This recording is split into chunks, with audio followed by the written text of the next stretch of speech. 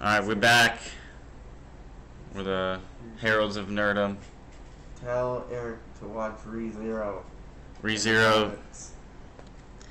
Today's going to be a quick show, though, because due to certain underlying conditions within the household, we are currently burning in the studio at 100 degrees Fahrenheit. Legitimately cooking alive. We are cooking as we speak, so it's going to be a... can't even tell us how hot it is in here. It's like 99. It's maxed out at 99. So it's probably like 107. It's it looks like an analog, so it's a non-triple digit thermostat. Still It's a dinosaur, though. After we get on downstairs. Alright, so we're back. We were using the wrong microphone earlier, so we're good now. Yeah. Today's cast is going to be about Tron. Alright?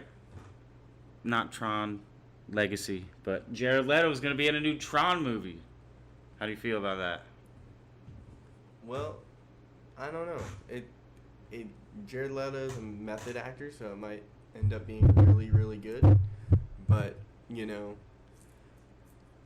I saw him in that one movie where he took like a really serious role as the gay AIDS person, and he actually played like really good character. Because he's a method actor. Yeah, you know. Method actors are great in everything they're in, most of the time. Sometimes. Unless the thing they're in is just already bad. Like, Mel Gibson's been in a lot of shit that is just bad, and him being in it couldn't have ever saved the movie. Yeah.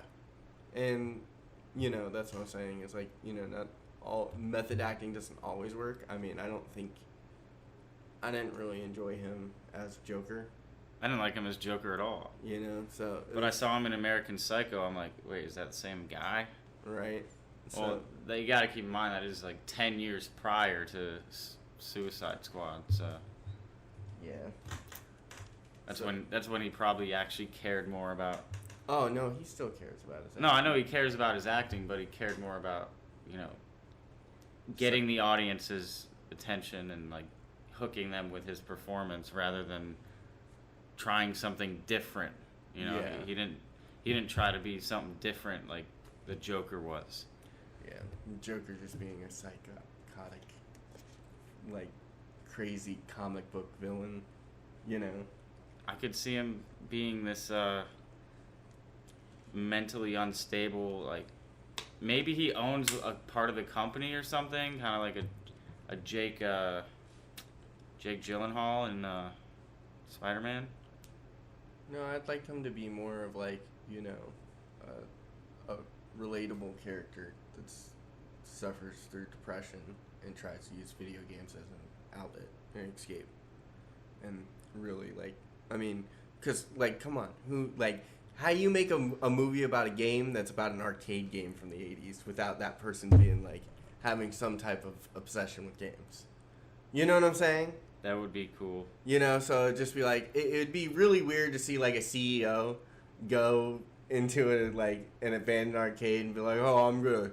And it'd just be like one of those, I'm going to tear this building down and then get sucked into the game. Like, I don't want to see that. I want to see, like, someone who's, like, has relatable depression, has relatable, like, feelings and shit, and just feels like another, like, person in their 20s or 30s going through this crazy thing, you know. Or, like, you know, I guess Jared Leto's kind of older. He's, like, in his 40s or 50s.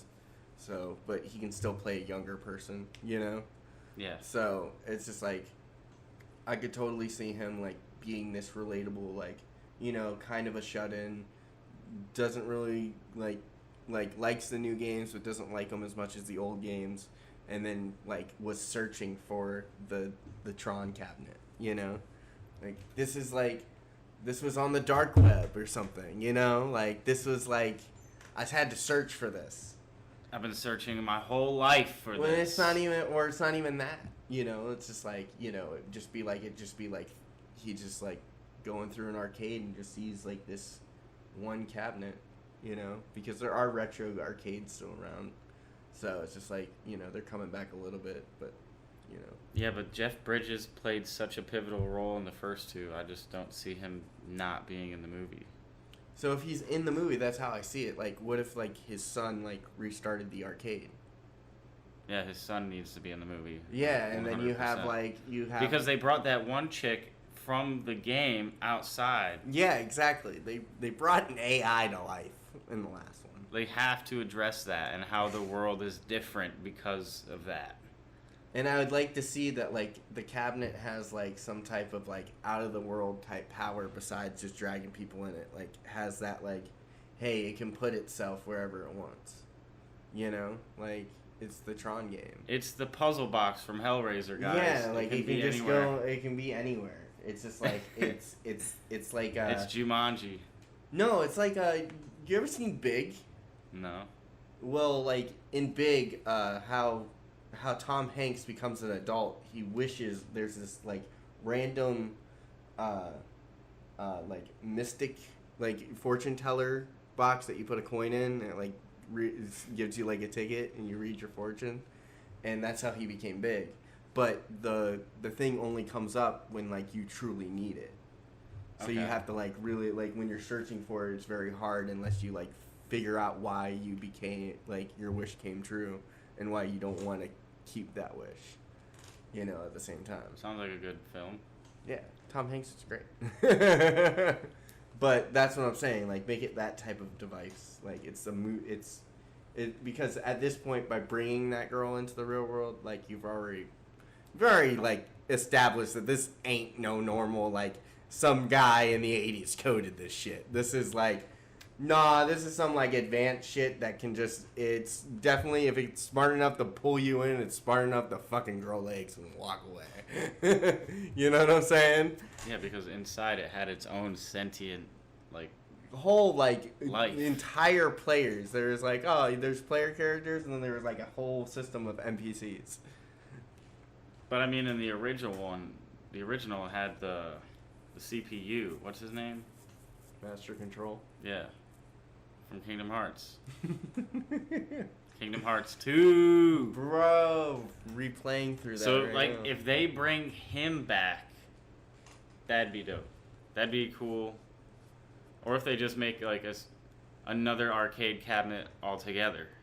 So it's not the Tron cabinet, but someone made their own cabinet based on that cabinet, and it's different, but the same, you know? Yeah.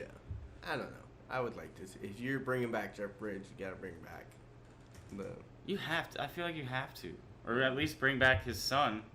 Yeah, I would bring back his son and then say he reestablished the arcade and just unplugged the system, and then like someone like breaks into the arcade or something at night and turns it on.